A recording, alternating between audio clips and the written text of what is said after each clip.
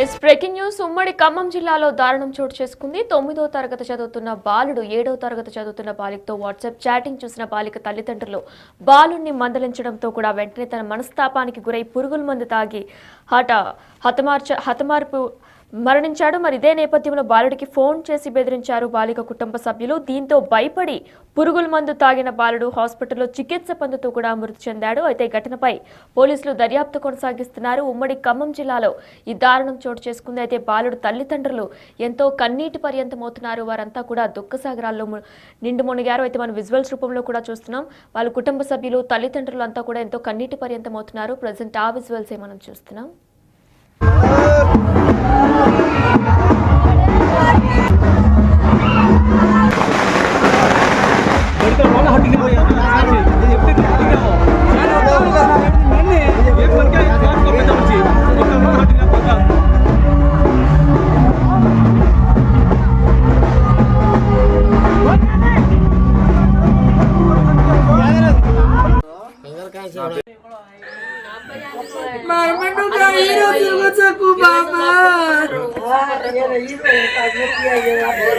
काय करू केलं सर असं काय आलोच नाही रे सडकुंडा रे तू मार सडकुंडा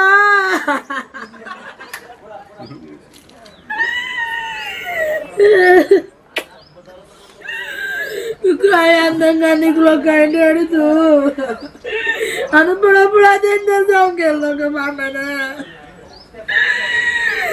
आणि पुढा पुढा त्यांच्या जायचं कडे केलं कोणी भाऊ माणसानं कुठ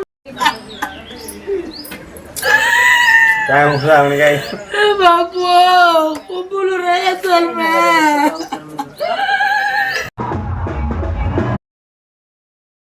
వారి కుటుంబ సభ్యులు తల్లిదండ్రులంతా కూడా కన్నీటి పర్యంతమవుతున్నారు. ఇదొక హృదయ విదారకర ఘటననే చెప్పుకోవాలి. ఉమ్మడి ఖమ్మం జిల్లాలో ఈ దారుణం చోటు చేసుకుంది.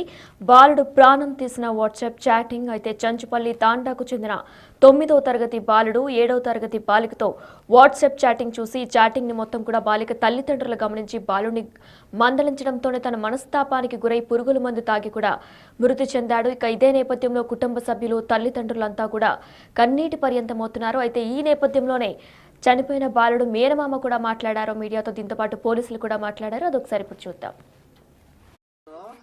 నా పేరు భానోత్ బాలాజీ, మాది చుంచుపల్లి తండ, కొత్తగూడెం జిల్లా. మనోజ్ కుమార్ నా మేనోడు అవుతాడు. పక్కన కూర్చున్నది తండ్రి బదావత్ రమేష్. అయితే 9వ తరగతి చదువుతున్న మనోజ్ కుమార్ అదే తండాకు చెందిన బుక్యా పల్లవి ఒకే ఆటోలో రోజు స్కూల్కి వెళ్తూ వస్తూ చాలా కలివిడిగా ఉన్నారు.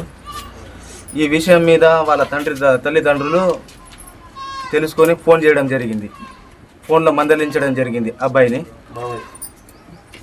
ఈ విషయం తెలుసుకున్న మనోజ్ కుమార్ భయపడి గడ్డి మంది తాగిండు. ఇది తాగిన విషయం రమేష్ వాళ్ళ తండ్రి తెలుసుకొని హాస్పిటల్కి చేర్చడం జరిగింది. ఆ హాస్పిటల్లో 100% మేము ట్రై చేసినా మాకు మా అబ్బాయి దక్కలేదు. ఈ విషయం తెలుసుకొని మేము చుంచుపల్లి స్టేషన్లో కేసు నమోదు చేయడం జరిగింది. ఎఫ్ఐఆర్ బుక్ చేశారు ఎస్ఐ గారు. ఇది తెలుసుకొని ట్రై చేసాం 100% కానీ మాకు దక్కలేదు. ఘరాతని కేంద్ర మానవులు సాడిపోయిందో డాక్టర్ వద్దన్న అప్పుడు చెప్పినాము అనుకోతో అర్థం. ఎంత కష్టపడ్డా కానీ హాస్పిటల్లో ఫలితం లేకుండా పోయింది. మా అబ్బాయి మాకు లేకుండా పోయిండు. ఈ బాధను ఎవరు తట్టుకోలేరు, ఎవరు తీర్చలేరు. తల్లిదండ్రులది కడుపు కోత మిగిలిపోయింది మాకు. ఎవరిని ఆశ్రయించాలో తెలీదు, ఏం చేయాలో కూడా మాకు పాల్పోవట్లేదు. ఏదున్నా పెద్ద మనుషులు ఊర్లో ప్రజలు తెలుసుకోవాలి. నేను ఎం రవికుమార్ ఎస్హెచ్ఓ చుంచుపల్లిగా డ్యూటీ చేస్తున్నాను. నిన్న సోమవారం ఉదయం 11 గంటలకు ఒక కంప్లైంట్ వచ్చింది. ఆ కంప్లైంట్లో ఏముందని చూడగా శనివారం నైటు తన కొడుకు వాంతులు చేసుకుండగా ఆ వాంతుల దగ్గరికి మేము వెళ్ళి చూడగా మా కొడుకుని చూడగా అక్కడ వాసన వస్తుంది. ఏమిరా ఈ వాసన అని అడగగా నేను పురుగులు తాగినానని చెప్పినాడు. అసలు ఎందుకు తాగినవరా అని అడగగా నేను ఒక అమ్మాయితో చాట్ చేస్తుండగా వాళ్ళ తల్లిదండ్రులు చూశారు. వెంటనే నా నెంబర్కి కాల్ చేసి మా అమ్మాయితో ఎందుకు చాట్ చేస్తున్నావు అని గట్టిగా మాట్లాడి బెదిరించడం వలన నేను మనస్తాపానికి గురయ్యి నాకేం చేయాలో తోచక ఇంట్లో ఉన్న గడ్డి మందు తాగినానని చెప్పినాడు. మేము భయపడి వెంటనే కొత్తగూడెం గవర్నమెంట్ హాస్పిటల్కి షిఫ్ట్ చేసినాము. అక్కడ ఆరోగ్య పరిస్థితి విషమంగా ఉందని డాక్టర్లు చెప్పడంతో మేము వెంటనే ఖమ్మం కిమ్స్ ఆసుపత్రికి తీసుకెళ్ళాము. ఆదివారం నైట్ 9:30 చనిపోయినాడు.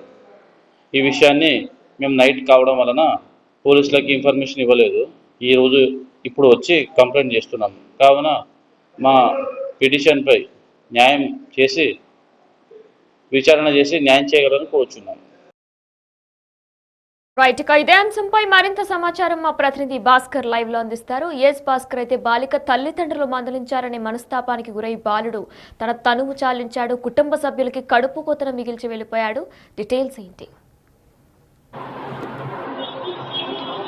నేను ఇప్పటికే భద్రాద్రి కొత్తగూడెం జిల్లా చుంచుపల్లి మండలం చుంచుపల్లి తండాకు చెందినటువంటి బానోతు రమేష్ కుమారుడు మనోజు మా ప్రభుత్వ పాఠశాలలో 9వ తరగతి చదువుతున్నాడు. తనతో పాటు అదే తండాకు చెందినటువంటి మరో మైనర్ బాలిక 7th క్లాస్ చదువుతున్న నేపథ్యంలో ఇరువురు కాస్త స్నేహంగా ఉంటూ చివరకు ఆ స్నేహం కాస్త డిఫరెంట్ గా, అంటే వాళ్ళకి వాట్సాప్ లో చాటింగ్ చేసుకున్నంత వరకు వెళ్ళటంతో అది గత శనివారం రోజున బాలికతోటి మనోజ్ అనే వ్యక్తి ఒక చాటింగ్ చేస్తూ దాంతో కొద్దిగా క్లోజ్ గా పోతున్న నేపథ్యంలోనూ దాన్ని గ్రహించినటువంటి బాలిక తల్లిదండ్రులు ఒక్కసారిగా మనోజ్కి ఫోన్ చేసి బెదిరించడం కూడా జరిగింది. ఫలితంగా చూసుకుంటే మాత్రం వాళ్ళు బెదిరించిన బెదిరింపులకు భయపడినటువంటి మనోజ్ ఒక్కసారిగా ఇంట్లో ఉన్న పురుగు మందు డబ్బా తీసుకొని తను సేవించిన నేపథ్యం ఉంది. ఫలితంగా తల్లిదండ్రులు చూసుకోవడం, తర్వాత బాలుడు ఏం జరిగిందని దాని ముందు పక్కన పెట్టేసి ఆ బాలుని పురుగు మందు, అంటే ఏదైతే గడ్డి మందు ఉందో ఆ గడ్డి మందు తాగిన తర్వాత అతను హాస్పిటల్ తీసుకెళ్లారు. అక్కడ వైద్యం పొందుతున్న నేపథ్యంలో జరిగిన విషయం మొత్తం చెప్పడం కూడా జరిగింది. ఫలితంగా చూసుకుంటే మాత్రం ఆ బాలికతో చాటింగ్ చేసి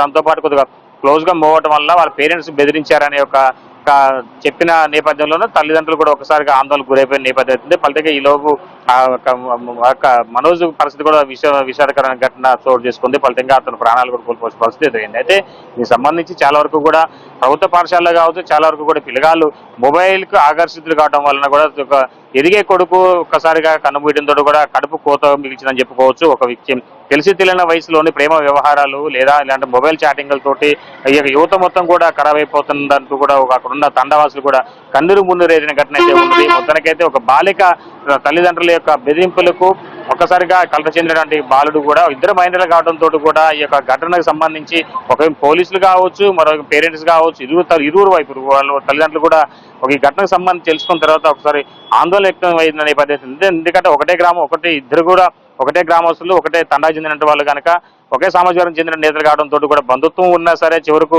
ఈ యొక్క అర్ధాంతంగా చిన్న వయసులోనే మైనర్ బాలుడు 9వ తరగతి చదువుతున్నటువంటి మనోజ్ మృతి చెందడంపై కూడా కుటుంబీకులు కూడా బాలిక తల్లిదండ్రులపైన కుటుంబీకులపైన ఆగ్రహం వ్యక్తం చేస్తూ ఆందోళన చేసిన నేపథ్యం అయితే ఘటనా స్థలానికి పోలీసులు కూడా చేరుకున్న నేపథ్యం అయితే ఉంది. మొత్తానికైతే ఈ ఘటన ఈ యొక్క చుంచుపల్లి తండాలో చోటు చేసుకోవడంతో కూడా ఆ తండావాసులంతా కూడా కాస్త ఆందోళన గురైన పరిస్థితి అయితే ఉందని చెప్పొచ్చు. సునైనా, బాలుడు బాలిక ఇద్దరు కూడా ఒకే విద్యా సంస్థలో చదువుకుంటున్నారా? అలానే బాలిక తల్లిదండ్రులపై కేసు ఏమైనా నమోదు చేశారా? మరి బాధితుడు మృతుడి యొక్క తల్లిదండ్రుల ఫిర్యాదు మేరకు బాలిక తల్లిదండ్రులపై కూడా కేసు నమోదు చేశారు. కానీ గ్రామస్తులు మాత్రం దీనికి జరిగిన ఘటనకు సంబంధించి చాలా వరకు కూడా ఒక పెద్ద మనుషుల సమక్షంలో పంచాయతీ పెట్టుకునేందుకు కూడా కొద్దిగా సమయం పడినట్టు తెలుస్తా ఉంది. బయట మాట్లాడుకుని వస్తాము, తర్వాత అంటే దానికి సంబంధించి కేసు పూర్వపర వివరాల తర్వాత చూడొచ్చు అనే యొక్క నేపంతో ఉన్న గ్రామస్తులు, తాండావాసుల పెద్దలు కూడా కుల పెద్దలు కావచ్చు, వాళ్ళంతా కూడా రంగప్రవేశం చేసి ఈ ఘటనకు సంబంధించి బాధ్యులపై చర్యలతో పాటుగా మరి కుటుంబానికి నష్టపరిహారం అందించే విధంగా కూడా చర్యలు చేపట్టినట్టు తెలుస్తా ఉంది. ప్రస్తుతనైనా భాస్కర్, ఉమ్మడి ఖమ్మం జిల్లాలో దారుణం చోటు చేసుకుంది. వాట్సాప్ చాటింగ్ ఒక 9 ఏళ్ల బాలుడ ప్రాణం తీసింది. అయితే చంచుపల్లి తాండాకు చెందిన 9 ఏళ్ల బాలుడు మనోజ్ 7వ తరగతి బాలికతో వాట్సాప్ చాటింగ్ చూసిన బాలిక తల్లిదండ్రులు బాలుడిని మనోజ్ని మందలించడంతో తన మనస్తాపానికి గురై పురుగుల మందు తాగి మృతి చెందాడు. అయితే హాస్పిటల్లో చికిత్స పొందుతూ కూడా మృతి చెందినట్లు కూడా వైద్య అధికారులు నిర్ధారించారు. ఇక ఈ నేపథ్యంలో కూడా బాలిక తల్లిదండ్రులు మందలించారు అనే నేపథ్యంలోనే తను మనస్తాపానికి గురై మనోజ్ తల్లిదండ్రులకు ఒక కడుపు కోతను మిగిల్చి తను వెళ్ళిపోయాడు. మరి ఈ నేపథ్యంలో మనోజ్ తల్లిదండ్రులు, కుటుంబ సభ్యులు ఎంతో కన్నీటి పర్యంతమవుతున్నారు, కన్నీరు మున్నీరవుతున్నారు. వారంతా కూడా ఆ బాధని ఇంకా దిగమింగుకోలేకపోతున్నారు. అయితే మరి ఇదే నేపథ్యంలో బాలిక తల్లిదండ్రులపై కూడా ఇప్పటికే ఆ ఊరు ప్రజలందరూ కూడా బాలిక తల్లిదండ్రులపై తీవ్ర ఆగ్రహం వ్యక్తం చేస్తున్నారు.